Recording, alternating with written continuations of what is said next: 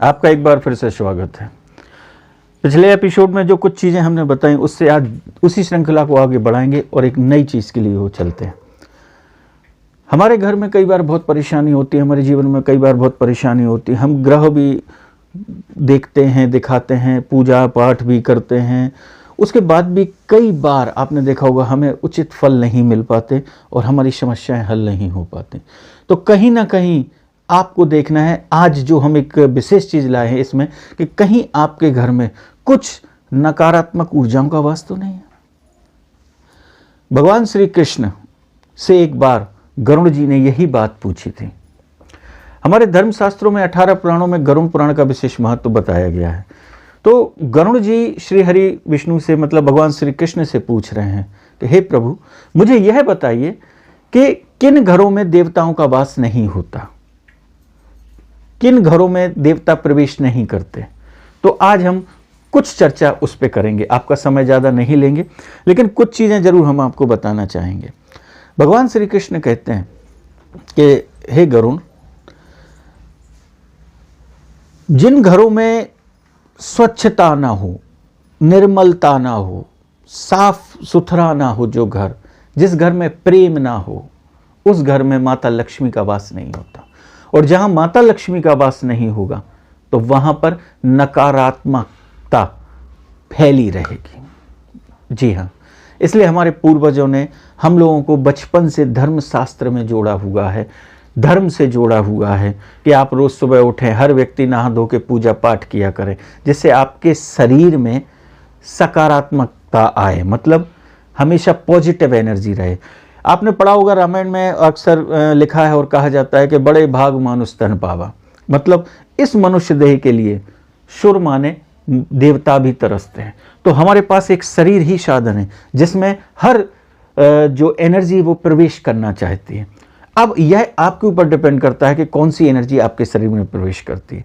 यदि आप धार्मिकता से जुड़े रहेंगे, धर्म से जुड़े रहेंगे, मान सम्मान दूसरों को देते रहेंगे, तो आपके शरीर में, आपकी बॉडी में टोटल पॉजिटिव एनर्जी रहेगी।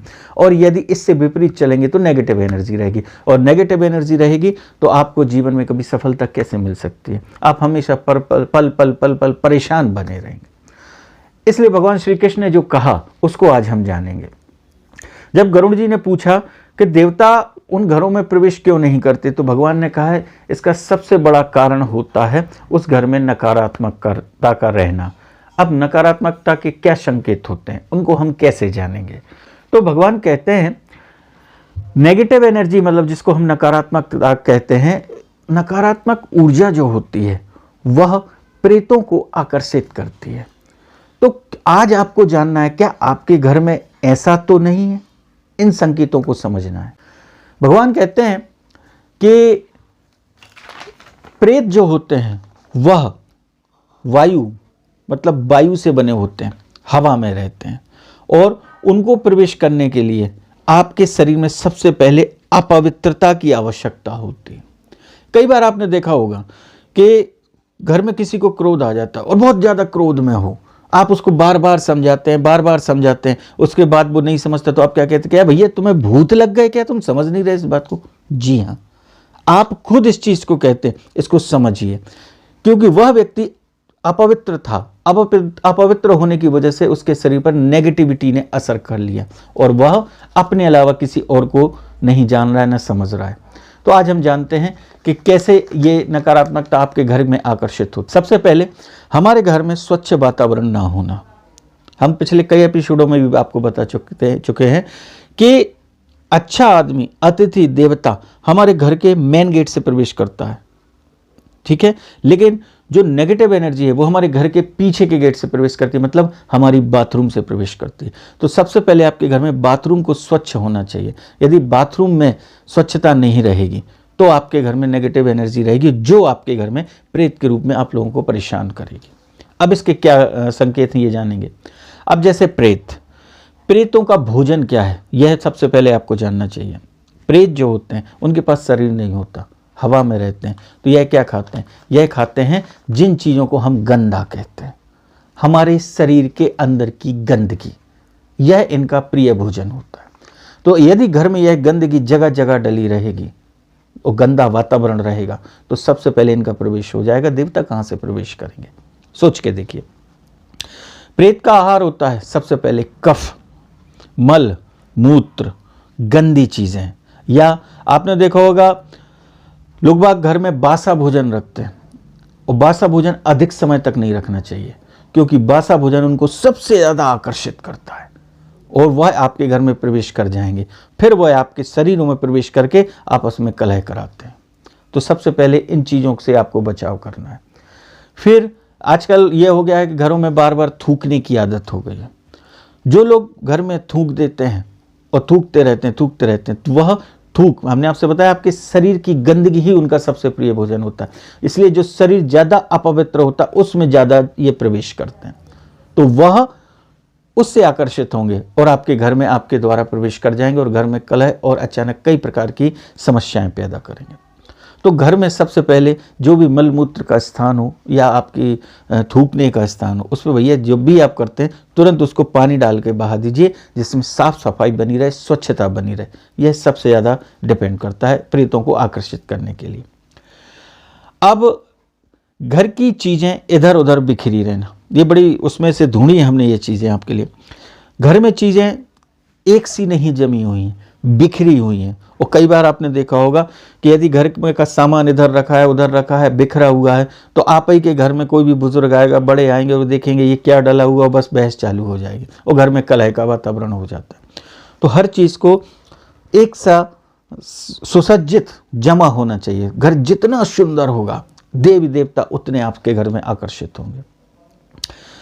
जिस घर में व्रत कोई ना करता हो, उपवास कोई ना करता हो, जिस घर में कभी हवन नहीं होता है, तो समझ जाइए उस घर में नकारात्मकता मतलब नेगेटिव एनर्जी घर में वास कर जाएगी। चाहे घर का कोई एक मेंबर ही व्रत क्यों ना करे, उपवास क्यों ना करे, पूजन पाठ हमें करना चाहिए और हर व्यक्ति को करना चाहिए जीवन में। सुबह उठ के जो लोग बिना नहाए धोए खा पी लेते हैं, भोजन कर लेते हैं, उनके शरीर में भी नेगेटिव एनर्जी प्रवेश करती है। फिर जिस घर में महिलाएं देर तक सोती हैं, बस समझ जाइए लक्ष्मी जी ने उस घर से स्थान छोड़ दिया। जिस घर में महिलाएं देर तक सोती हों और बात बात में पति से कलह करती हों, लड़ती हों और बड़ों का अपमान करती हों, गुरुओं का अपमान करती हों, कोई अतिथि आता है तो मुंह बना लेती हों, तो समझ जाइए उस घर में प्रेतों का वास है। यह आप उसको खुद जानिए, ये विशेष बात है। अब भगवान श्री कृष्ण कहते हैं कि अपने परिजनों के शरीर में ही प्रवेश करके यह अपनी इच्छाओं की पूर्ति करते हैं। तो यह कैसे बताएंगे आपके शरीर में है? तो यह कुछ संकेत देते हैं, कुछ सपने में आके बताते हैं कि आपके घर में प्रेतों का वास है। यदि सपने में आपको घोड़ा, हाथी, बैल विकृत रूप में दिखाई दे, मतलब बड़े भयानक रूप में दिखाई दे, तो समझ जाइए कि आपके घर में प्रेत का वास है। दूसरा, यदि यही जानवर आपको जो दिखाई दे रहे हैं और आप पर हमला कर रहे हैं, सपना देख रहे हैं, आप सो रहे हैं और आपके ऊपर ये हमला कर रहे हैं, तो समझ जाइए कि आपके घर में। यदि आप कभी कभी सपना हम देखते हैं कि हम सोकर उठ गए और सपना देख रहे हैं कि हम सोकर उठ चुके हैं और उसके बाद हमने देखा कि हम सपने में सो रहे हैं उल्टा लेट के या गर्दन विपरीत दिशा में मोड़ के हमें दिखाई दे रहा है और हम कह रहे हैं अरे अभी तो हम उठे थे, फिर हम ऐसे क्यों सो रहे हैं। कई बार ऐसी चीज़ें हमें सपने में दिखाई देती, तो समझ जाइए कि हम उठ चुके हैं और हमें अपने आप को दिख रहे हैं बिस्तर पे सोते हुए, तो समझ जाइए आपके घर में कोई ना कोई है जो प्रेत के रूप में विद्यमान है। यदि आप खुद को सपने में जंजीरों में जकड़ा हुआ देखें कि आप चैन से बंधे हुए हैं, आपको कोई जंजीरों से जकड़े हुए हैं, तो गरुड़ पुराण कहता है कि यदि दिखाई दे रहे हैं तो आपके घर में प्रेत का वास है। यदि आपको आपके परिजन, पूर्वज जो इस दुनिया में नहीं हैं, जो मृत्यु को प्राप्त हो चुके हैं, यदि वह गंदे कपड़े पहने दिखाई दिए, फटे कपड़े पहने दिखाई दे, बहुत मैले कपड़े पहने दिखाई दे, या दूसरों का खाना लेकर दौड़ के भागते हुए दिखाई दे रहे हैं, आप देख रहे हैं कि हमारे ये पूर्वज भाग रहे हैं, तो समझ जाइए आपके घर में। और कहीं दिखाई दे रहे हैं कि वो बहुत प्यासे हैं, उनको प्यास लगी हुई है, तो समझ जाइए कि वह मृत, जो आपका मृत परिजन है, जो चोरी करके भाग रहा है, प्यासा है, गंदे कपड़े पहने हैं, मतलब वह प्रेत बन गया है। जो भी दिखाई दे रहा है वह प्रेत बन गया है, और वह प्रेत आपके ही घर में रह रहा है। वह सपने में आपको संकेत देता है। यदि कोई भी जानवर आपको, कई बार हमें सपने में जानवर दिखाई देते हैं, हम सुबह उठ के हंसते हैं या बात करते हैं, यार हमें आज ऐसा सपना दिखाई दिया। तो यदि सपने में गरुड़ पुराण कहता है कि आपको गाय, बैल या कोई भी जानवर मनुष्य की भाषा बोलते दिखाई दे, कोई भी जानवर आपको वो मनुष्य की तरह बोल रहा हो, आपसे बात कर रहा हो या किसी से बात कर रहा हो, तो समझ जाइए कि आपके घर में आपके मृत परिजन प्रेत बन गए हैं, और प्रेत बनकर वो आपके ही घर में रह रहे हैं। ये हमारे गरुड़ पुराण द्वारा बताए हुए संकेत। और घर में आपको अचानक आपकी जमा पूंजी खर्च होने लगे, अचानक आपका धन खर्च होने लगे, कोई इसी काम में कोई इकट्ठी राशि आपके घर से चली जाए, और बार बार आपके घर में कलह हो रहा हो। सुबह आपके यहाँ कलह हुआ, जैसे तैसे शांत हुआ, शाम को फिर किसी बात पे आपके घर में कलह हो गया है। घर की महिलाएं एक दूसरे की चुगली कर रही हूँ, एक दूसरे की बात काट रही हूँ, एक दूसरे से बार बार कलह कर रही हूँ। और आप देखें कि घर में एक बीमार पड़ा था, वो ठीक नहीं हो पाया, अचानक दूसरा बीमार हो गया, फिर तीसरा बीमार हो गया, तो समझ जाइए कि आपके घर में आपके ही जो पूर्वज हैं वो प्रेत के रूप में निवास कर रहे हैं, माने आपके घर में प्रेत का वास है। यदि घर में अचानक चमगादड़ आ जाए, अपना स्थान बना ले, कहो आपके घर में रहने लगे, तो समझ जाइए कि आपके घर में प्रेतों का वास हो चुका है। नकारात्मकता मतलब नेगेटिव एनर्जी आपके घर में प्रवेश कर गई। आपके घर में अचानक आके गिद्ध बैठने लगे छत के ऊपर, तो समझ जाइए आपके घर में प्रेतों का वास हो चुका है। ये शैतानी शक्तियां आपके घर में आ चुकी हैं, और यह बहुत अशुभ माना जाता है। आप एक चीज़ और विशेष ध्यान रखिए, हम लोग घर में साफ सफाई करते हैं, और बार बार आपको सफाई करें, माने आपने यदि मकड़ी का जाल घर से निकाला, हर कमरे में, हर जगह से, बाथरूम हो, घर का कोई भी रूम हो, सबसे पहले मुख्य ध्यान रखें घर में मकड़ी के जालों को नहीं रहना चाहिए। यदि मकड़ी का जाल आपने निकाल दिया और 2-3 दिन होते हैं फिर जाल बन जाए, 2-3 दिन होते फिर जाल बन जाए, फिर आप साफ करते हैं, यदि बार बार ऐसा हो रहा है कि जाल बहुत जल्दी जल्दी मकड़ी बना रही है, तो इसका मतलब है आपके घर से लक्ष्मी जी ने साथ छोड़ दिया है। यह संकेत करते हैं लक्ष्मी जी आपके घर से बाहर निकलने लगी है। तो अब आपके घर में जहां लक्ष्मी जी नहीं रहेंगी, वहां केवल प्रेतों का वास रहेगा, नकारात्मकता रहेगी, बार बार कलह होगी, बीमारियां होंगी, और वह घर धीरे धीरे पूर्ण गरीबी की ओर चला जाएगा, और गरीबी भोगते भोगते वह एक दिन घर छिन्न भिन्न हो जाता है। गरुड़ पुराण में भगवान श्री कृष्ण ने जो गरुड़ जी को ये जो कुछ संकेत बताए थे, वह हमने आपको बताया। अब आप चाहते हैं कि घर में इन नकारात्मकता को दूर करें, इन प्रेतों को घर से निकालें, तो कुछ उपाय भगवान श्री कृष्ण ने बताए हैं, वह हम आपको इसमें बता रहे हैं। बाकी तो आप अपने आसपास ब्राह्मणों को बुलाएं, ब्राह्मणों को हमेशा हर तीज त्यौहार पे आप दान दीजिए, घर के बाहर आए हुए अतिथि का स्वागत करिए, और आपके घर में कोई भूखा मांग रहा है तो उसको जरूर भोजन कराइए। और सपने में कभी ऐसी चीज़ें दिखाई देती हैं, आपके मृत परिजन दिखाई दे रहे हैं, भूखे प्यासे दिख रहे हैं, तो आप जरूर ब्राह्मण को भोजन कराइए, मंदिर में उनके नाम से प्रसाद चढ़वाइए, उनका स्मरण करके प्रसाद चढ़वाइए।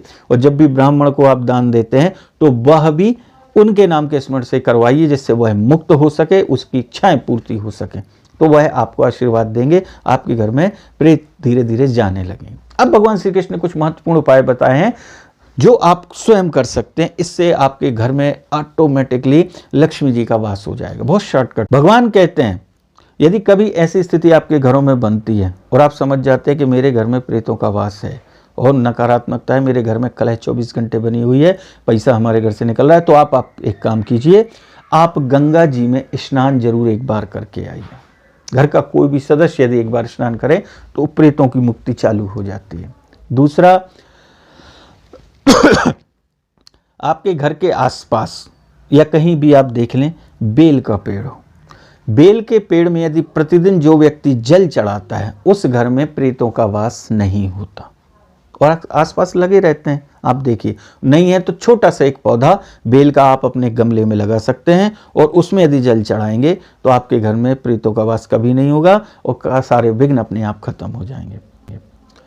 और हो सके तो महीने में, नहीं कर पा रहे 15 दिन में, हफ्ते में, 15 दिन में, महीने भर में, आप घर में हवन जरूर किया करें। हवन करने से आपके पूरे घर में पॉजिटिव एनर्जी फैलती है और वह पॉजिटिव एनर्जी आपके सब नकारात्मकता को दूर करेगी और आपको जीवन में सफल करेगी।